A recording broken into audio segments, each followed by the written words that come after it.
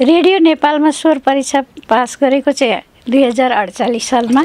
हिमालको फेदीमा सानो मेरो घर, नेपालकी छोरीमा नेपाली हो थर। हिमालको फेदीमा सानो मेरो घर, नेपालकी छोरीमा नेपाली हो थर।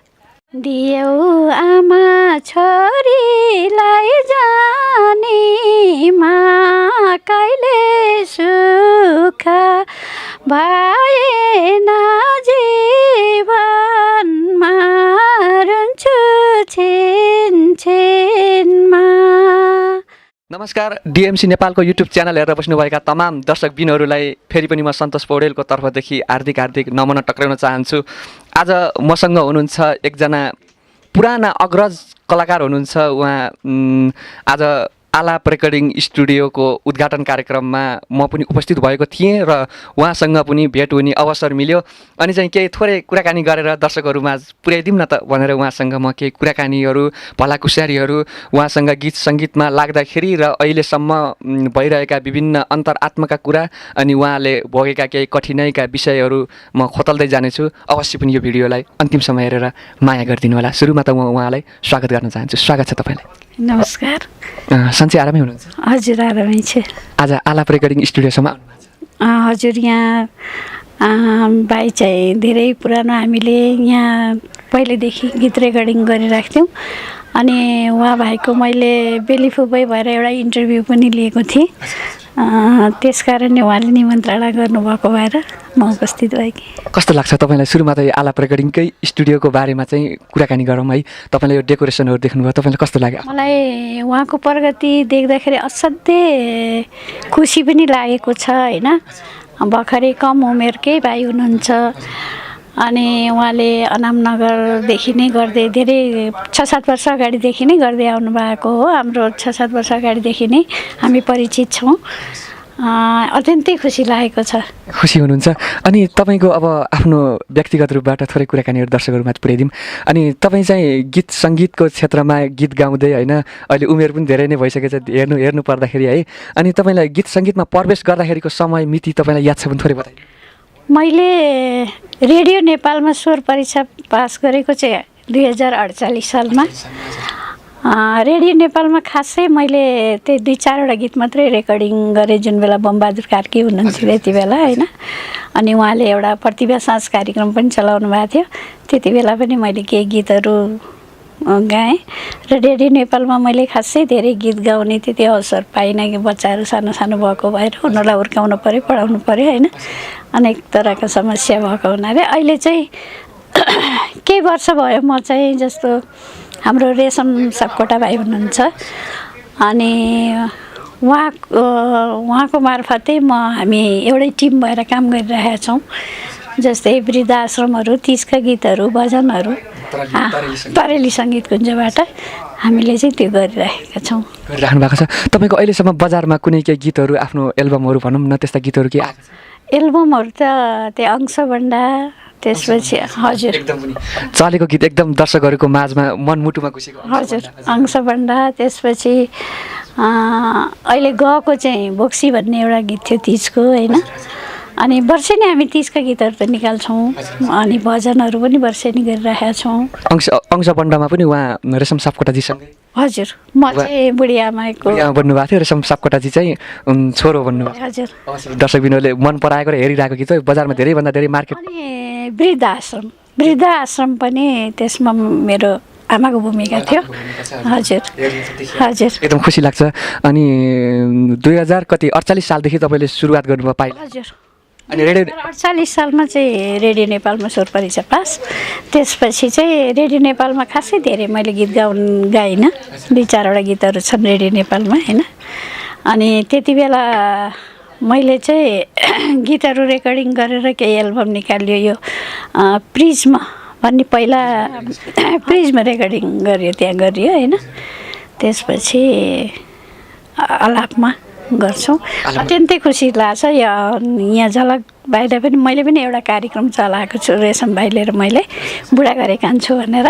हजुर, त्यसमा मेरो भूमिका रहेको चाहिँ बेली फुपै भनेर एउटा गाउँको फुपू हुन्छु अनि कलाकारहरूलाई इन्टरभ्यू लिने गरेको छु। त्यो कार्यक्रम चाहिँ साप्ताहिक कार्यक्रम हो, चलिरहेको छ। हजुर। अनि तपाईँको गीत सङ्गीतमा प्रवेश गर्दाखेरि सुरुमा चाहिँ तपाईँको रेकर्डिङ भएको कुन चाहिँ अंश बन्डा भन्नुभयो? सुरुमा त मैले रेडियो नेपालमा गीतहरू छन्। तपाईँलाई अहिले गाउन सक्नुहुन्छ भने थोरै दियौ आमा छोरीलाई जानीमा कहिले सुख भएन जीवनमा रुन्छु छिनमा ए आँसु समुद्र बन्छ कुन दिनमा ए आँसु समुद्र बन्छ कुन दिनमा। यो मेरो एकल गीत चाहिँ होइन, एउटा साथी पनि हुनुहुन्छ रेडियो नेपालकै जित कुमारी थापा भन्ने, उहाँकै सङ्कलनमा हो, हामी दुईटीले गाएको गीत। कति मिठो स्वर, कति मिठो स्वर। अग्रज भनेको त अग्रज नै हुन्छ होइन? कति मिठो स्वर, कति राम्रो गीतहरू पनि उहाँहरूका पुराना संस्कृतिहरूलाई बट्याउँदै आउँदै गरेका, जुन अहिलेका कलाकारिताबाट निस्केका गीतहरू र पुराना गीतहरू सुन्दाखेरि कति हामीलाई कति खिन्नता लाग्छ। कस्ता हुन्थ्यो हाम्रा लोक संस्कृतिलाई बचाएर जगेर्ना गर्दै आएका गीतहरू। सुन्नुभयो तपाईँहरूले पनि, अवश्य पनि माया गरिदिनु होला। अनि तपाईँको घर चाहिँ खास कहाँ गरे? घर अर्घाखाँची, अहिले बसाइ चाहिँ वनस्थलीमा। वनस्थलीमा घर नै अलि? हजुर, अहिले घरै छ। के छ जस्तै धेरै दर्शकहरूको अनि चाहिँ कलाकारहरूको भनाइ हुन्छ नि, पुराना कलाकारहरूले त गीत निकालेर क्यासेट बेचेर घर बनाए काठमाडौँमा, यस्ता पनि जस्तै दर्शकहरूले पनि भनेका हुन्छन्। अहिलेका त आउँछन् 2 दिन देखिन्छन् अनि हराएर जान्छन्। पुराना कलाकार भनेको पुराना कलाकार हुन्, जुनहरूले चाहिँ क्यासेट सिडी बेचेर चाहिँ काठमाडौँमा घर बनायो भन्ने यो विषयमा थोरै कुरा सोधौँ। त्यो त अब मैले यही क्षेत्रमा पुरै मैले टाइम दिइनँ होइन। म एउटा पेसाले टिचर हो होइन, अनि केही वर्ष स्कुल चलाएर प्रिन्सिपल पनि भएर 10 वर्ष जति आफ्नै स्कुल पनि चलाएँ। तर होइन, यहीँ काठमाडौँमै। हजुर, मैले चाहिँ त्यसरी यही क्षेत्रमा लाएर पुरै टोटल यसमा टाइम दिएर चाहिँ एउटा रहर जस्तै यस्तो भन्ने दर्शकहरूलाई चाहिँ तपाईँ अनि कलाकारहरूलाई, नयाँ आएका कलाकारहरूलाई के भन्नु? अब नयाँ आउने कलाकारहरूले पनि आफ्नो अलिकन संस्कृतिलाई जोगाएर अलिकन राम्रो खालको गीतहरू लिएर होइन, यसैमा धेरै कमाइ हुन्छ भनेर त म भन्न सक्दिनँ। तर पनि मलाई जहाँसम्म लाग्छ कि अलिकन चेतनामूलक, अलिकन बजारमा आउँदाखेरि चेतनामूलक चिजहरू चाहिँ आयो भने अरू श्रोताहरूलाई, अरू दर्शकहरूलाई, सबैलाई अलिकन हौसला हुन्थ्यो कि भन्ने।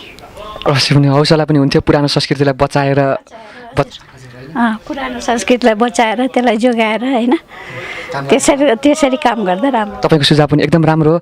अनि चाहिँ तपाईँको जस्तै अरू कुरा पनि केही कुरा गर्न चाहन्छु। तपाईँको घरमा परिवारमा छोराहरू कति हुनुहुन्छ? छोरा 3 भाइ हुनुहुन्छ, बुहारी पनि तीनै छन्। होइन, एकजना छोरा चाहिँ बाहिर डक्टर पढ्दै, बुहारी पनि डक्टर पढ्दै MD गर्न गएको छन्। अरू सबै राम्रै छ। श्रीमान चाहिँ राइजिङ नेपालको सम्पादक हुनुहुन्थ्यो, अहिले रिटायर। बसाइ अनि घर पनि वनस्थली? हजुर। अर्घाखाँचीतिर कति? अर्घाखाँची म वर्षको एकचोटि जान्छु, लाग्छ। आफू जन्मेको अनि आफू हुर्केको ठाउँलाई त माया त पक्कै लाग्छ। ठिकै छ, आज थोरै हामीहरूलाई कुरा गर्ने मौका दिनुभयो, धेरै धेरै खुसी लाग्यो। हाम्रो तपाईँ भनेको त गुरु भन्दा पनि एकदम गुरु नै के। जस्तै हामी त तपाईँले सुरुमा रेडियो नेपालमा स्वर परीक्षण गर्न जाँदाखेरि हामी त पनि थिएन होला, सायद जन्मेको पनि थिएन होला है। आज तपाईँसँग यसरी कुरा गर्ने मौका पाएँ। अनि तपाईँको गीत सङ्गीतका पाटाहरूमा जस्तै तपाईँले जस्तै आफ्ना लोकदोहोरी क्षेत्रका आफ्ना पुराना संस्कृतिहरूलाई जोगाएर त आउनुभयो, अनि चाहिँ तपाईँको सुनिन्छ जस्तै राष्ट्रिय गान पनि तपाईँको राम्रै छ भन्ने चाहिँ दर्शकहरूबाट पनि सुनेको कुरो हो। यो विषयमा थोरै खतला राष्ट्रिय गान भन्नाले तपाईँको आफ्नै स्वरमा? यो 1 वर्ष अगाडिको मात्रै हो। 1 वर्ष अगाडिको? हजुर, आफ्नै स्वर, शब्द रेशम सापकोटा भाइको स्वर मेरो। हिमालको फेदीमा सानो मेरो घर, नेपालकी छोरीमा नेपाली हो थर हिमालको फेदीमा सानो मेरो घर नेपालकी छोरीमा नेपाली हो थर। कति राम्रो है। जे होस् तपाईँले लोक संस्कृतिलाई मात्रै जगेरा नगरेर अहिले पछिल्लो समयमा राष्ट्रिय गीतहरू गाउन पनि सुरु गर्नु। हजुर, अलिअलि यसो आफ्नो उसलाई किन मर्न दिने, अलिकन बचाइराखौँ बुढेसकालमा भए पनि भनेर। दर्शकबिनहरूले तपाईँका यिनी गीतहरू हेर्नका लागि युट्युब च्यानल भनेको तरेली सङ्गीत कुञ्जमा गएपछि सबै गीतहरू त्यहाँ। हजुर। दर्शकबिनहरू आज मसँग हुनुहुन्थ्यो पवित्रा रिजाल। उहाँ एकदम अग्रज, हामीहरू भर्खर जन्मेर टुकुन पनि हिँड्न सक्ने थिएनौँ होला सायद। उहाँले चाहिँ सुरुमा गीत सङ्गीतमा प्रवेश गर्दाखेरि त्यति बेलाको चलन भनेको रेडियो नेपालमा गएर आफ्नो स्वर परीक्षण गरिसकेपछि स्वर पास भयो भने चाहिँ कलाकार भयो, पास भएन भने कलाकार हुन सकेन। त्यस्तो जमाना थियो कुनै बेला। तर अहिले पैसा लिएर आउनुहोस्, स्टुडियोमा जानुहोस्, ल मेरो गीत एरेन्ज गरिदिएँ, म गएर चाहिँ गीत एरेन्ज गरेर मैले अब आफ्नो गीत चाहिँ बजारमा पठाउँछु भनिसकेपछि तपाईँहरूले गीत गाउन पनि पाउनुभयो, रेकर्डिङ गर्न पनि पाउनुभयो, बजारमा पनि पठाउनु पाउनुभयो। त्यस्तो चलन छ अहिले। पुरानो र अहिलेको चलन हेर्नुहोस् त कस्तो छ। त्यही भएर त यो कलाकारिता क्षेत्रमा यसरी काम हुने गरेको छ, यस्तो नराम्रो हुने गरेको छ। हाम्रा गीत सङ्गीतबाट आम्दानीको स्रोतहरू पनि त्यसरी घट्दै गएका छन्। अवश्य पनि दर्शकबिनहरू यसलाई आफ्नो तरिकाबाट बुझिदिनु होला भन्दै अहिले दर्शकहरूले पनि हेर्ने मौका पाउनुभयो। त्यसका लागि तपाईँलाई धेरै धेरै आत्महृदयदेखि नै धन्यवाद दिन चाहन्छु थोरै कुराको लागि। अब मलाई पनि धेरै खुसी लाग्यो यहाँले जुन किसिमले मलाई सुरुदेखिकै कुरा सोध्नुभयो होइन, मैले भन्ने एउटा मौका पाएँ। हजुरलाई पनि धेरै धेरै धन्यवाद। हस् त अहिले छुट्नुपर्छ। अहिलेलाई म बिदा हुन चाहन्छु। हस् त धन्यवाद।